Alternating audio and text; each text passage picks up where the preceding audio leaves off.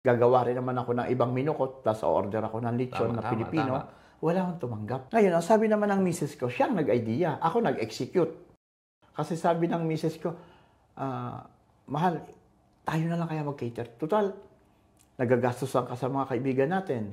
Nag-i-enjoy ka pa, kikita ka pa, at makikilala pa tayo sa Roma. Doon na ho nag-start sa communion ng anak ko. Hanggang sa ngayon.